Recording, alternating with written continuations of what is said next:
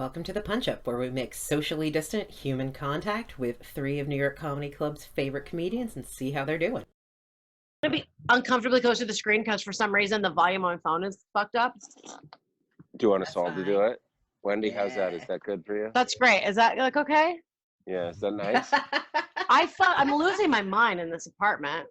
Oh, You God. would be. Yeah. That's why I Are you haven't like come back. are you completely by yourself, Wendy?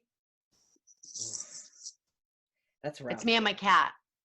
Yeah. I mean, And that's- 7 sugar daddies that routinely stop by with face masks and hand sanitizer. I fucking wish they're all with their spouses in some fucking place like you are. Oh, Yeah. what assholes. Cheating assholes. I mean, but I've been able to but it's interesting because I'm like, everything fell apart. And so over the last couple of years where I was like, I've made bad decisions, I've hooked up with too many of these people, it was genius because they were like checking in, like, are you okay? And I'm like, no. I could be doing better. That is actually one of the, I mean, everyone's commented on this, but like the people that reached out, especially around like week 2 and 3, that you were like, I forgot that we ever had, oh my God, hello. I forgot you existed. So since we were talking about my haircut, I've cut my own hair twice now. Looks great. We're going to end up full Britney, I think, by the end. But what's like the most, I've been dying to ask people, like, what's the most pioneer shit you've had to do under quarantine that's like, oh my God, is it 1880 right now? When I first got here to Delaware, I was like, okay, because I didn't know how bad. I really thought for a few days it's the end of the world. So I'm like, do we have a handgun? We did. And then I was like, are there animals around? And I saw like a fox across the creek. And I'm like, okay, that's where we're going to be in 2 weeks. I really thought I'm going to be like shooting animals to eat. And then grocery stores opened up. But that's the closest I've come. The other worst is like, I've been playing golf because the state of Delaware did not close the golf courses. They just made like strict rules. You can't ride carts. You have to walk. You can't, they put like these little fiberglass or PVC things where the holes are. So that's been the roughest for me, is walking the golf course instead of riding in a cart. This ain't bad. I have no desire to go back to that rat infested shithole. I'm going to be the king of Delaware. They're going to call me Mr. Dewey Beach. I assume that's like an actual Delaware historical person. No, there's a beach called Dewey Beach where Christine she would have a show in the summer for like a few months. So I think I'll just stay here and be like the king of that and never write new material and just stay here for like 40 years. And they'll be like, that guy was the funniest guy in Dewey Beach. I mean, not a bad plan. No. It looks nice. Tell us what it's like to have space and not be near other people. I know. I can't even go out of my door. It's great. That's the only reason we haven't come back. Like, I was staying at my in-laws, so it's been 6 weeks now as of tomorrow, and I'm like, this isn't our house. We should get out. We had a nice house back home, but it's like there's no space. I don't want to go outside. Piper can play here. There's a park. There's a pond. I can golf a couple times a week. The space really, I think, is a lifesaver. If we were in that, Christine and I don't even fight. Now we will. But like, we haven't been fighting. It's just, it's such a beautiful thing. Nice. Yeah. Anyone else got some pioneer shit they've had to do? Now that we're all like, I fucking hate you, Aaron, and my life is miserable. I picked coincidentally the best time to adopt a dog because I got it right right before the quarantine started. So I think that's also been a relationship saver because but Erica, my wife, has been just like stress cooking every meal, which she's turning into like an amazing. I mean, she's already a good chef, but now she's literally, as we speak, making like falafel and baba ganoush and hummus, like all from scratch, like something that she's never done before. So she's stress cooking, and then between that and then us having to like take the dog out or walk around and like do that kind of stuff, it's been a beautiful distraction, I gotta say. Nice. Wendy, what did you make a vibrator out of? Yeah. And it's nice to have like an animal. I have my cat. That's the only reason. Like, I mean, I was bad like the first because I have like a really funny joke about it, and that is a bit, but the bipolar part is not a bit. Like, it's very real. So, Yeah. I mean, I went for days where I just couldn't even speak. I was like mute. I just wouldn't leave my house. I fucking like lost it. But if it wasn't for my cat, and Yeah. like honestly, it's done, but like a podcast, I was Yeah, like, the amount of shit that I've been doing to keep myself occupied between like editing clips. We started a Patreon with Brendan and Cannon. Like we're like, you want to record another episode? What's 4 hours a week? Let's put it out and do Irish Goodbye and edit clips and do other people's. It's just like I'm stacking my nights like I would spots. It's like really probably unhealthy, but fun. Yeah, I always think about that too. I'm like, oh, let's do another Zoom and let's do that. And or I got on a Zoom with people some of whom I'd never met in person that I used to write for a website with 8-10 years ago. I don't even know. And like I think I knew one of them in real human life. And he was like, do you wanna do a reunion Zoom with him? And I was like, fuck yeah. I don't know for any of these people and I've never met them. Let's get on this Zoom. yeah. The girl that gave me chlamydia when I was 19, I was doing an Instagram live today, and she's like, "Hey, what's up?" And I was like, "That's Kathy. We dated a lifetime ago. How are you doing, Kathy?" And I didn't have the heart to tell everybody that she gave me chlamydia back then. She seemed nice now. I mean, that's This is treatable. this She is probably the doesn't best, have it right? anymore. Yeah, probably not. She's married now. I always thought she was going to be a lesbian. But don't you find that this is such a great reset, but we're not using it for what we should? Like like Mike said, his wife is cooking like crazy, which is a great thing. But then on the flip side, Mike is doing the same thing I am, where it's like, nah, the business doesn't shut down. We got to keep working. Let's keep putting out product. Let's keep doing stuff. And I don't think it's a healthy. I asked Christine, I go, what do you have tomorrow? She goes, it's a fucking apocalypse. I have nothing. You're trying to close deals still. Like I was working on a deal for a month for a project, and then it finally went through. But it was like, that was a month of like, at least a few minutes every day. But I think it keeps us sane a little bit, But I also think there's something you look at what Ari's doing, and he's like just off the grid teaching yoga horribly in the middle of nowhere, He's not even good at it.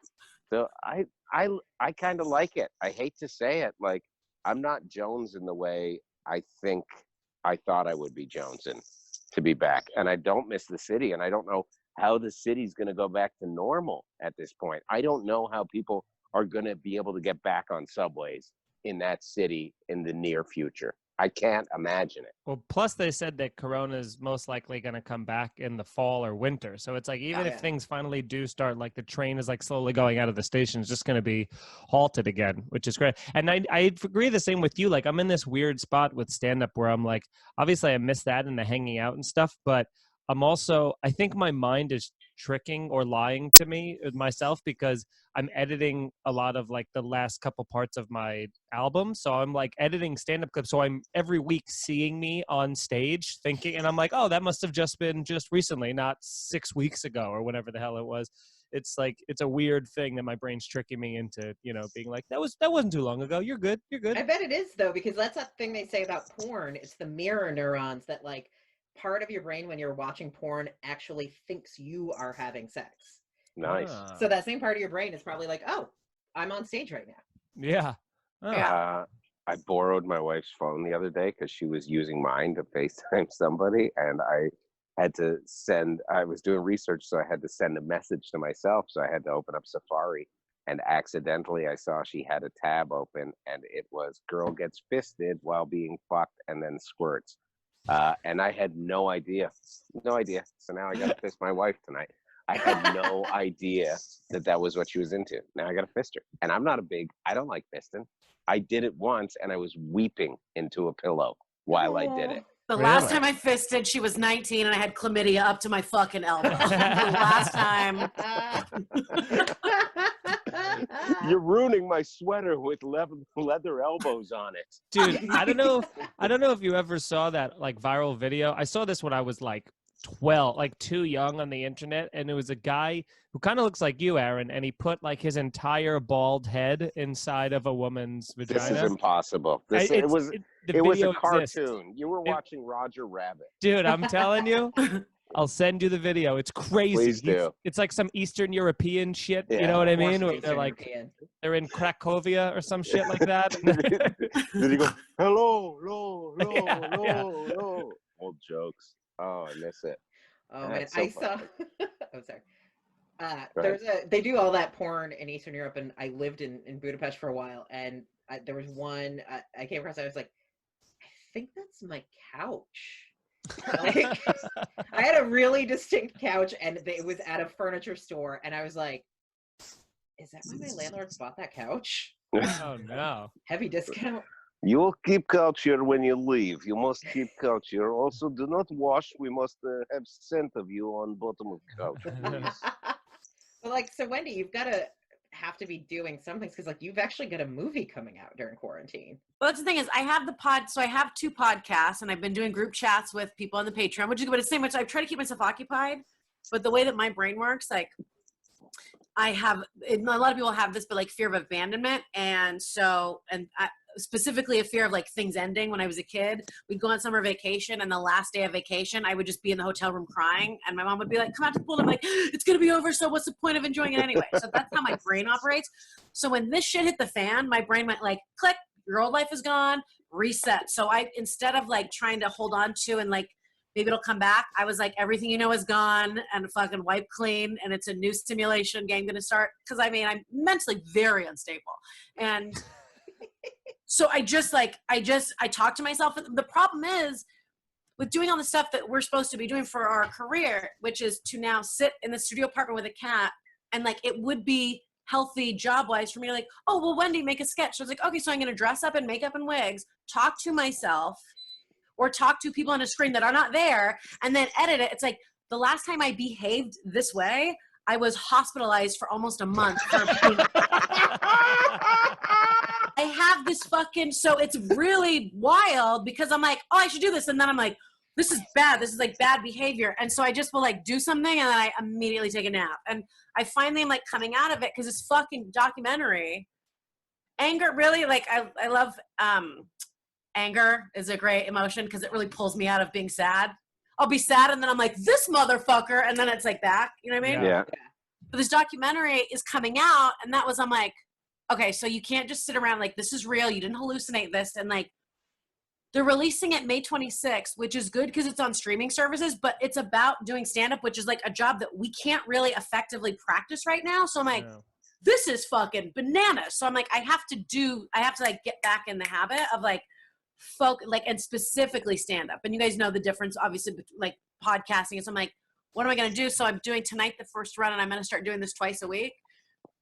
Just like make it a vibe of like a shitty bar show where I want to have like 5 comics, max 20 people on the Zoom, no more than that, so you can make eye contact. And like I did that with my group chat on the Patreon yesterday because all their names are there. So I was just talking, and I ended up, it was 90 minutes. And I was, towards the end, we were talking, I was like, oh, by the end, I was able to like pick up like, and now we're doing crowd work. And I was like, okay, so this is doable, but I need to monitor. So I'm going to try that and just see like if that helps, you know, and set it up as like, we're working out new jokes. This is hard for us, but it's just a weird thing of like, oh, we might have to learn how to do stand-up this way. Yeah. You know what I mean? For a that little went through while. my head too. I thought about that when this first happened. I was like, I got to find a way to do like crowd work online now. And then people started reaching out. They're like, hey, do you want to do crowd work online? And I was like, no. But I did, and I'm still thinking about it too. Christine is jumping back in. Like she was like, I'm not going to do it, but you know, she's feeling the Jones way harder. So she's like, I want to start doing it. And I still have people reaching out to me where it's also like, and it's paid too. So you're like, okay, it's 12 minutes and it's whatever amount of money. So maybe I'll suck it up a bit because it's like, I'm paying for a house in New York that I'm not using. We have 2 cars that are sitting in a driveway, not being driven. So it's like, I still got to make money, you know? And I'm thinking about doing it. I'm thinking I may take the plunge, but I'm also going to see how long I can hold out for without doing it. But it may be fun. Like these are fun, you know? It's just the same thing. I'm not there. I'm not there yet, unfortunately. I don't. It's just like I don't mind. I'll do as many podcasts or like talking and stuff like that. But it doesn't seem possible to me to transfer the art of stand-up comedy without a live audience. Even that half second or 1 second delay is so much that it makes you that second of being like, right? And then no one's reacting yet. And then you just kind of panic in your head. And then even if they laugh afterwards, you're like, fuck, I don't fuck. It just seems like I judged a roast battle thing that was happening. And that was, I felt so bad for the battlers because they're like saying just horrible things. It doesn't translate online as well when you're just like, so she's a dumb, ugly bitch with an eating disorder, right? And everyone's like, what? You know, it just doesn't, when you're not in the, like That's that. so funny. There's something about stand-up that has that like speakeasy, like this is our little secret moment versus being like, hey, everybody, like, I don't know. To me, it's like, you know, doing like IG lives and all that other stuff. It's like, that's fun and you can crowd work with these people, I guess, but it's like trying to do like material, like, so here's the thing about Corona. Like it doesn't feel so unnatural to me. What is the thing about Corona, Mike? Well, you wouldn't believe it, but they call it the Chinese flu. And why is that? Yeah, well, Wuhan. It is really, it's interesting though to see that, like, Spike the mic. like talking about even with that delay, because it is like, I'm coming around on it. I was super opposed. Obviously I don't have to do it, so it's a different feeling, but just in terms of putting it out there and whether, you know, whatever, I was like not into it at all at first. And all the early ones were so awkward, but now it is like, you see people starting to get the hang of it. And it's sort of like running, but for some reason there's like one roller skate at the front of your shoe, and then you just have to learn how to run with a roller skate shoe, and It's then a good analogy. people figure it out, and it's different. It's not the same thing as running, but it's not. You know what else I think? Following. You know what else I think it is? It's people that are like the crowd. People in crowds are not people who like to be seen. You know what I mean? Like people don't like to be talked to or usually or like picked on or whatever. And like, you know, some people do, but if all of their faces are visible on like a gallery type screen, people are like, oh no, I'm vulnerable, you know, so then they have to feel like they're like, you know, the whole time. It's just, it needs a little more anonymity.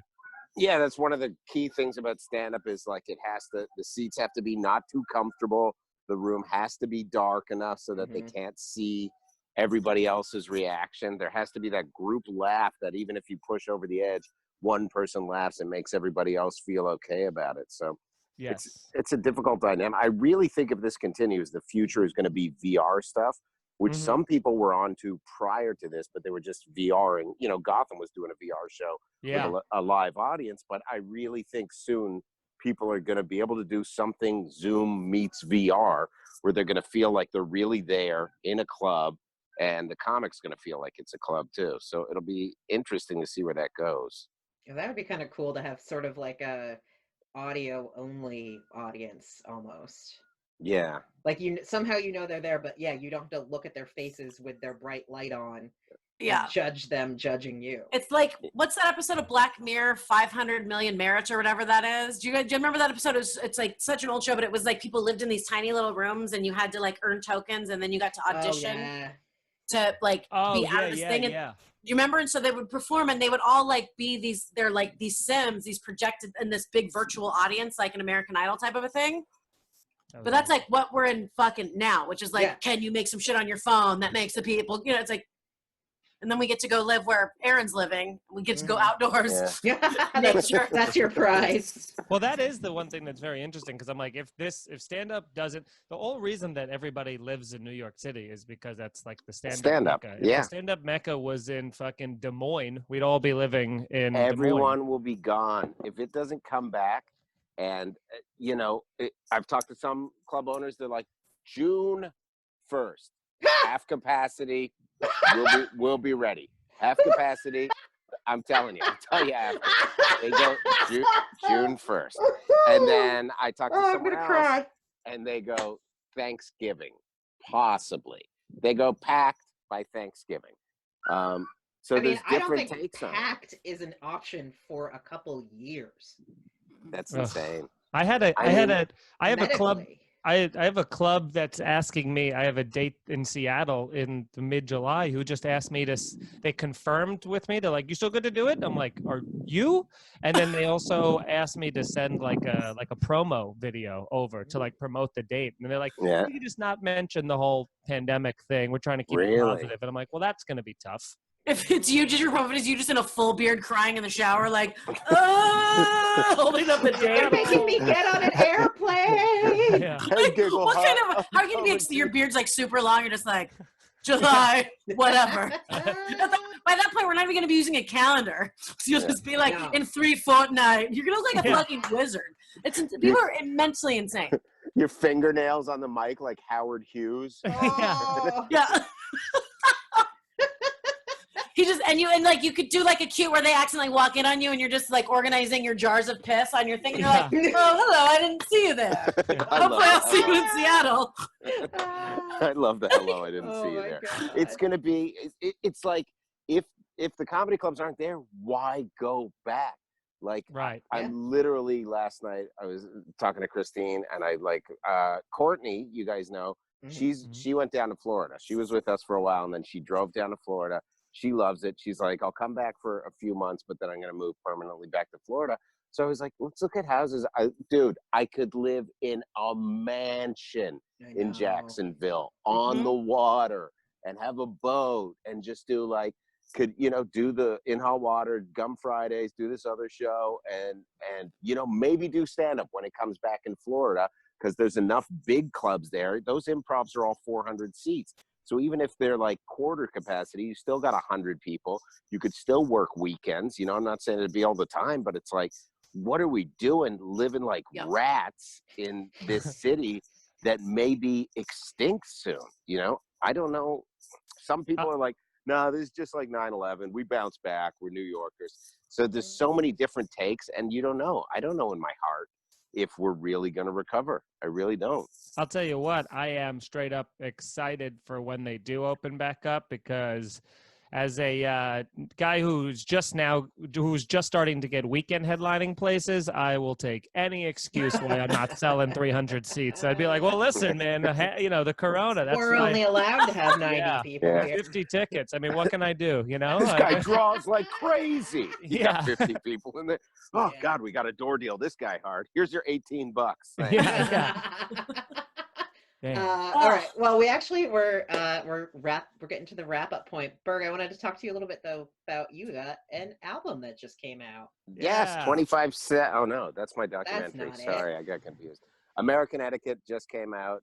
It's a really cool album. It's my 4th one. It's the best one I've done. It's like an audio book, but it jumps off the page. There's a lot of crowd work, a lot of fun stuff, and it's really relevant. Corinne Fisher listened to it in her bathtub the other night on an Instagram live, and someone was like, is this Lenny Bruce? Like, it's got a real antiquated sound to it. So You Lucky Dog did it, and I'm really proud of it. Oh, so awesome. it's been #1 on Amazon since it came out, and it's still on iTunes in the top 3, I believe. So it's doing well, and I'm happy with it. It's called American Etiquette. You can get it wherever you get downloadable music. Can they still get the book that it's based on too? Yeah, the book is still out there. Some people order the book by accident, and it's hilarious. They're like, American Etiquette just got delivered. I was like, you got the wrong one. But, oh my God, what if you were just sending people DVDs right now? So funny. Old VHS tapes. But it's, the book is still out there, and the book's really good, but I'm really proud of the album. So I'm excited to see if we crack the Billboard Top 10 on Tuesday. That's what I'm looking for. So nice. Let's see. And Feeney, what are the 700 things you're doing that are either a sign of mental illness or keeping you from mental illness? Yeah, we're not sure. keeping, but barely. Irish Goodbye Podcast just started a Patreon with Mike Cannon and Brendan Sagalow called What's the Scenario? It's patreon.com/scenariopod. We answer hypotheticals, what ifs, would you rather, that kind of stuff. And then it's like a comedy obstacle course, and it's evergreen, and it has nothing to do with Corona. We never bring it up. So it's kind of it's escapism comedy, which is fun. And then, I'm on social media at I am Mike Feeney on Instagram and TikTok. And I'm about to put out the video part of my full album that I've been doing. I've been putting out clips every week since November, and I'm finally at the last week of that. So next Monday, I'm going to be putting out the entire hour video on my YouTube channel, Mike Feeney Comedy. Nice. Awesome. Free. Also, you play video games on Twitch all the time. Oh yeah, and video games on Twitch every single night. I forgot about that. Dude, Feeney, you know what I would love to see more of, and I would pay you for this? Videos of you and vending machines. That was one of. Oh, can I that show you Smart something? Pop thing, dude, that's one of the funniest things I've ever seen. I watched it like 7 times. That was one of the funniest things I've ever seen.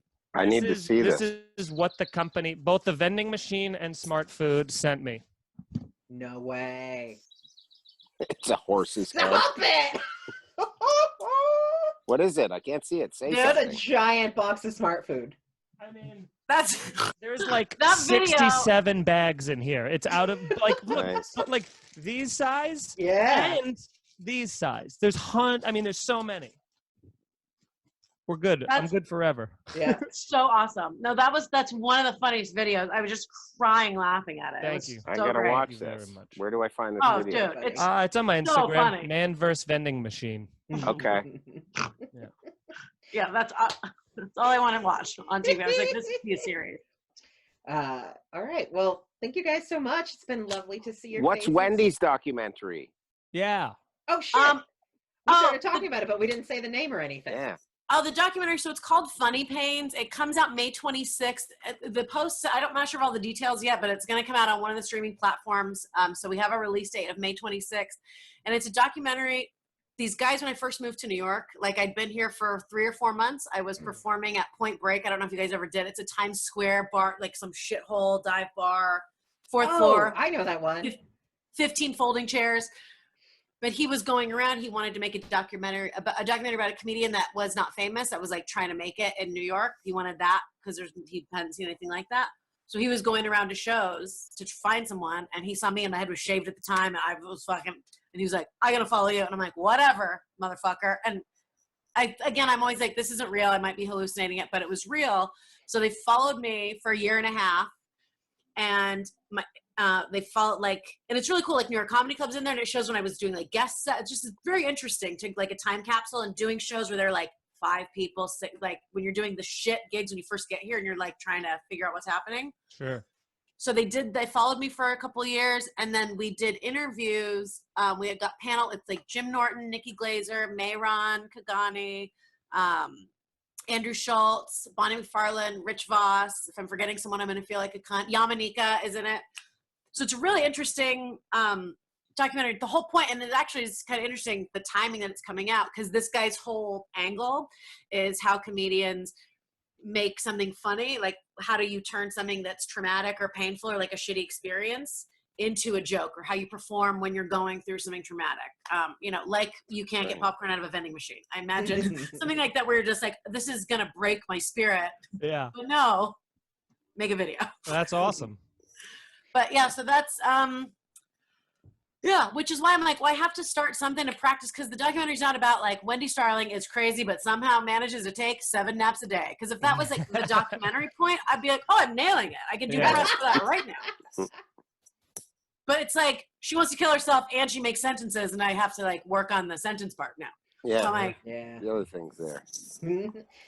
Well, Aaron, thank you for being an excellent host, even in quarantine. My pleasure. Yeah. Oh, yeah.